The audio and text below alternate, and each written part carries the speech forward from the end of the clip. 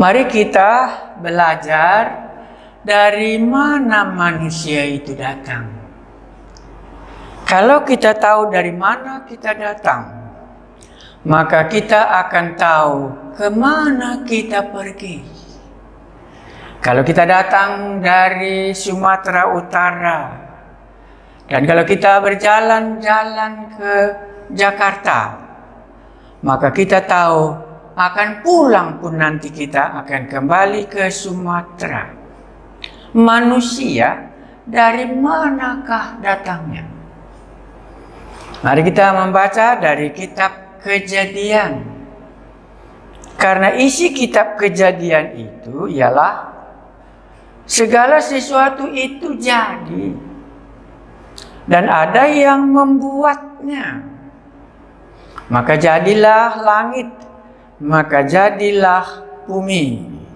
Dengan demikian kita tahu segala sesuatu dijadikan oleh Dia. Maka kita akan kembali kepada Dia. Kita berdoa. Kami manusia sekarang ada di bumi.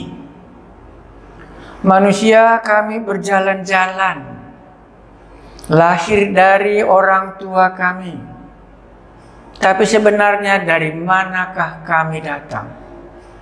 Kami memohon kepadamu yang memberikan kami hidup di bumi, supaya kami akan kembali kepadamu dari mana manusia ini datang.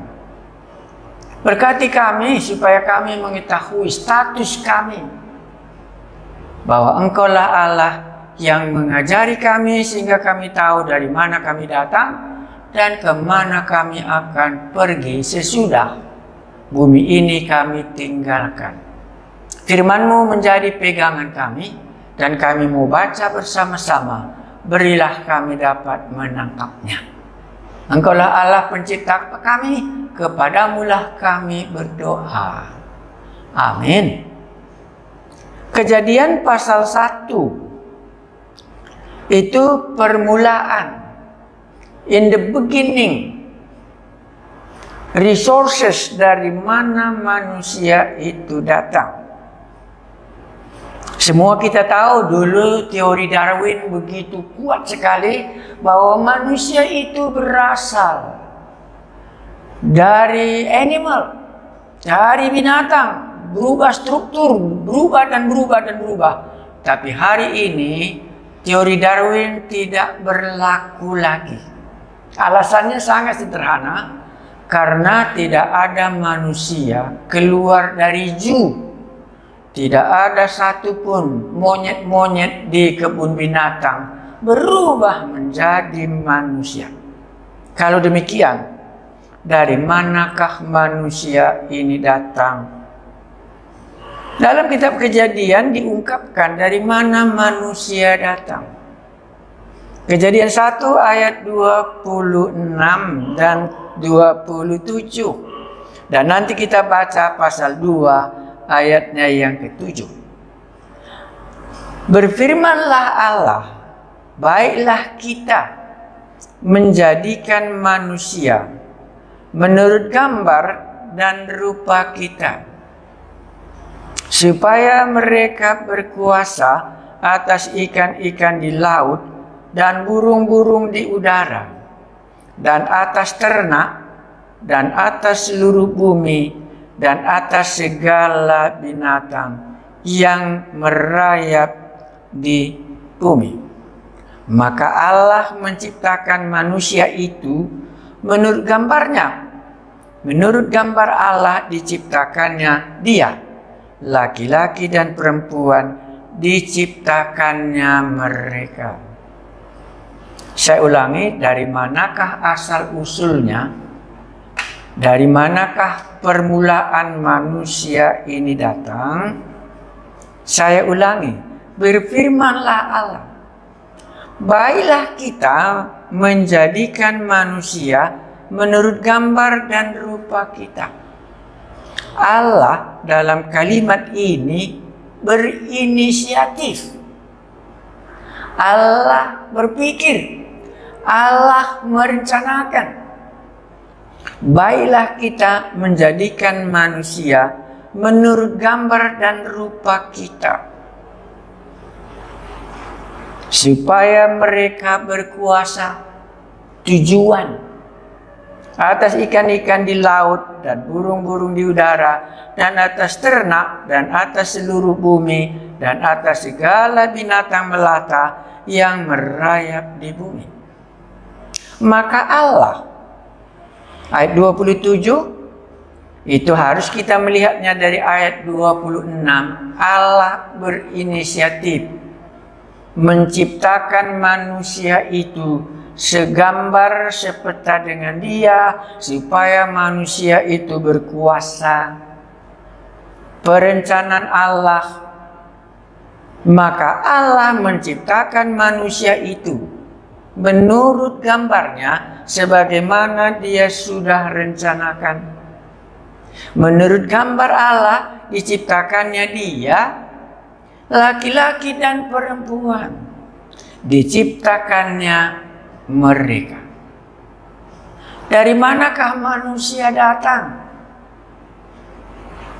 Teori Darwin tidak akan berlaku lagi dalam zaman ini, karena sudah terbukti. Sudah berapa abad tak pernah satu manusia pun berasal dari monyet. Karena itu Alkitab yang benar. Alkitab mengatakan Allah menciptakan manusia itu. Allah merencanakan supaya manusia berkuasa di bumi, dan Allah menciptakan manusia itu segambar dan sepeta dengan Allah sendiri. Jangan lupa, satu kalimat ini kita harus dulu ingat, bahwa manusia itu dicipta. Dia bukan lompat dari langit dan menjadi manusia di bumi. Dia diciptakan oleh Allah. Maka dia juga akan harus bertanggung jawab kepada Allah. Dan yang sangat sederhana dan paling enak kita membacanya, berfirmanlah Allah, baiklah kita menjadikan manusia menurut gambar dan rupa kita, supaya mereka berkuasa. Jadi manusia diciptakan supaya dia berkuasa. Kalau kita pindah ke dalam pasal 2 ayat 7. Bagaimana Allah menciptakan manusia itu? Ketika itulah Tuhan Allah membentuk manusia itu dari debu tanah dan menghembuskan napas hidup ke dalam hidungnya. Demikianlah manusia itu menjadi makhluk yang hidup. Alkitab senang menceritakan tentang manusia. Bagaimana manusia itu diciptakan, dijabarkan. Sama dengan bagaimana supaya rumah bisa ada. Maka tukang katakan supaya rumah bisa ada, setidak-tidaknya ada tanah tempat di mana rumah itu didirikan. Sesudah itu kalau mau pakai batu bata boleh, dan itu perlu pasir, dan itu perlu lagi semen dan yang lain-lain, termasuk juga supaya dia menjadi rumah ada atapnya. Kalau begitu manusia ini yang diciptakan oleh Allah, apa yang dibuat ingredient? Kalau bikin bolu, bikin roti, seringkali ibu-ibu katakan, apa kita buat ingredientnya, menunya bagaimana? Manusia, ketika itulah Tuhan Allah membentuk manusia itu. Dari mana kita? Dari debu tanah. Itu sangat sederhana, karena semua manusia tahu kalau dia mati, dia akan kembali menjadi debu tanah, karena dari situ asalnya dia. Saya ulangi, ketika itulah Tuhan Allah membentuk manusia itu dari debu tanah. Ingredient number one is debu, dari abu tanah. Makanya semua manusia menyadari kalau dia meninggal, maka kembalilah dia menjadi debu tanah. Makanya ada kuburan tempat debu tanah yang sudah menjadi manusia tadi untuk ditempatkan. Bolehkah kita mempercayainya bahwa kita berasal dari debu tanah? Pasti kita katakan, iya.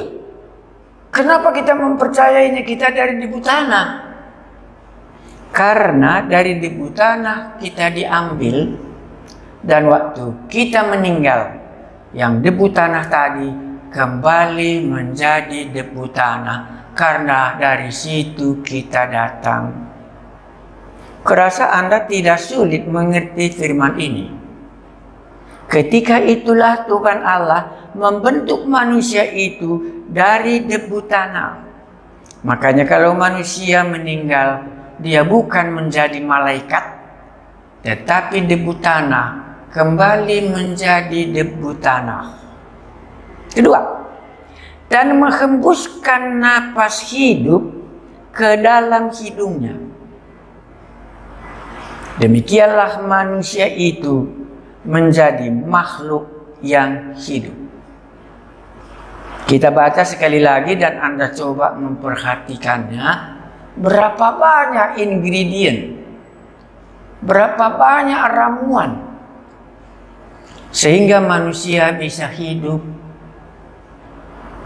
Ketika Tuhan Allah membentuk manusia itu dari debu tanah, satu, debu tanah yang tidak bernilai. Makanya begitu manusia mati, semua kita harus mengakuinya. Dia tidak lagi bernilai karena sudah kembali tubuhnya ke debu tanah, karena dari situ dia diambil. Kedua, dan menghembuskan napas hidup ke dalam hidungnya.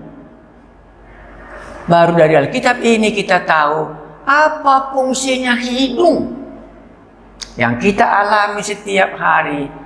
Sebaiknya hidung itu tempat bernapas. Makanya dikatakan dan menghembuskan napas hidup ke dalam hidungnya. Hidung itu fungsinya untuk bernapas. Karena rupanya dahulu waktu Allah membentuk manusia, waktu Tuhan Allah membentuk manusia itu dari debu tanah, hidung dibuatnya. Dari situlah Allah menghembuskan napas Allah ke dalam hidung manusia itu. Demikianlah manusia itu menjadi makhluk yang hidup. Pengalaman kita harus mengakuinya. Ini benar. Sampai sekarang hidung fungsinya untuk menghembuskan napas supaya kita masih bisa hidup. Melalui hidunglah kita bernapas dan barulah kita tahu kita makhluk yang hidup. Bolehkah Anda mengakui itu rupanya makanya fungsi hidung untuk bernapas?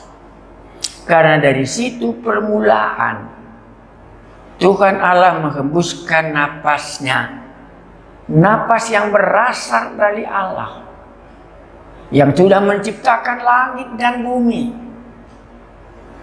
Makanya tidak boleh juga kita menolak kalau langit dan bumi diciptakan, matahari diciptakan, bulan, bintang, alam semesta, lautan diciptakan oleh Tuhan Allah.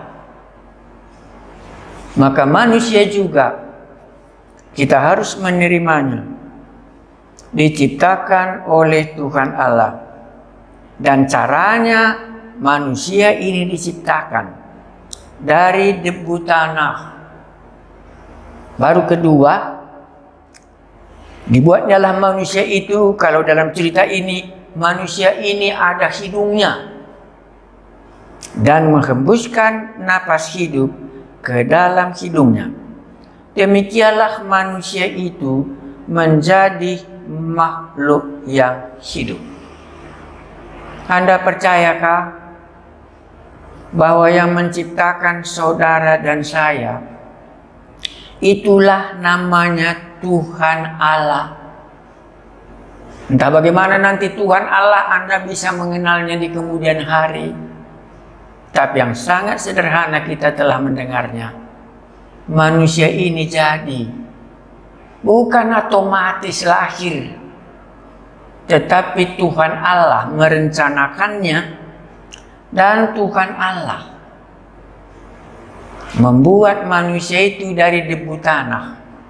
Ini kita lihat setiap hari. Kalau ada penguburan, berarti yang dari debu tanah itu kembali menjadi debu tanah. Dan menghembuskan napas hidup ke dalam hidungnya. Demikianlah manusia itu menjadi makhluk yang hidup.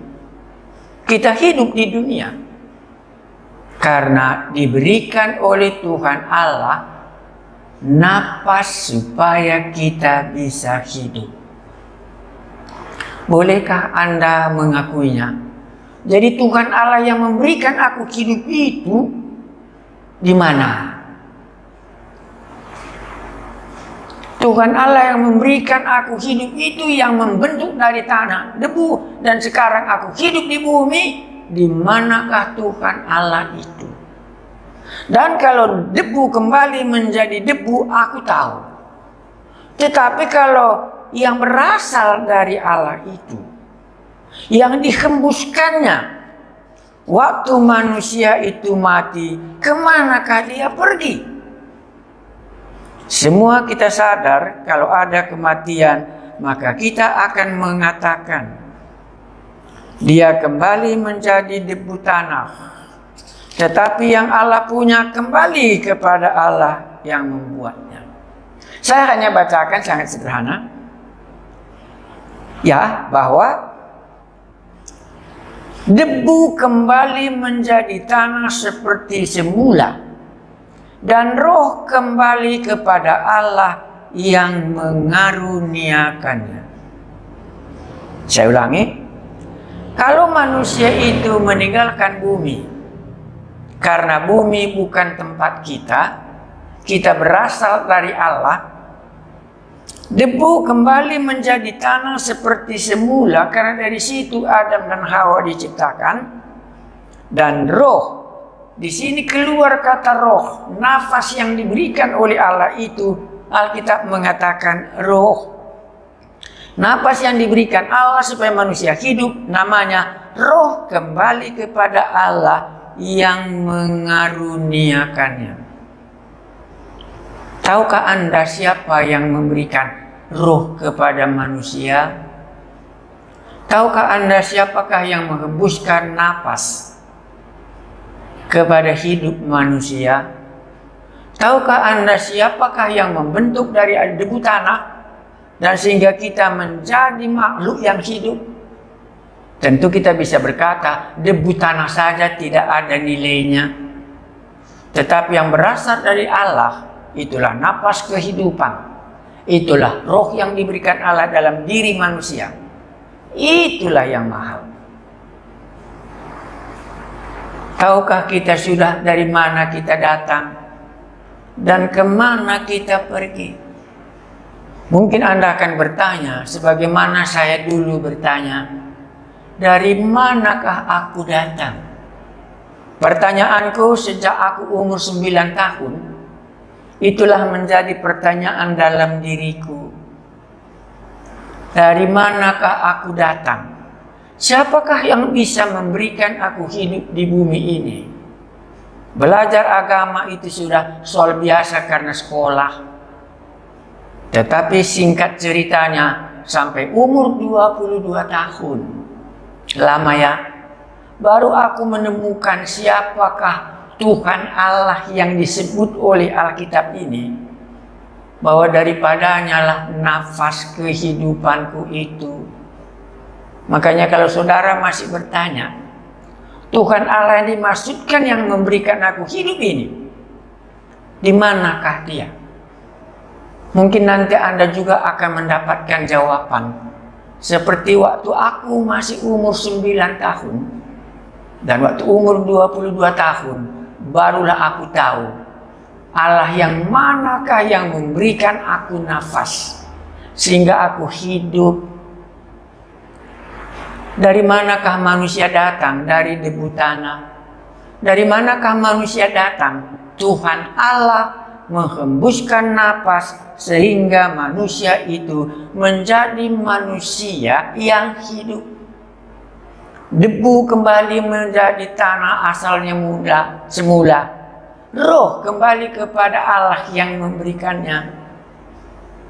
Saya berdoa supaya masing-masing kita tahu Tuhan Allah yang manakah yang memberikan aku napas. Tuhan Allah yang manakah yang membentuk aku dari debu tanah. Dan kalau aku kembali menjadi debu tanah dan roh yang diberikannya kembali kepada Allah, Allah yang manakah itu? Mari kita berdoa.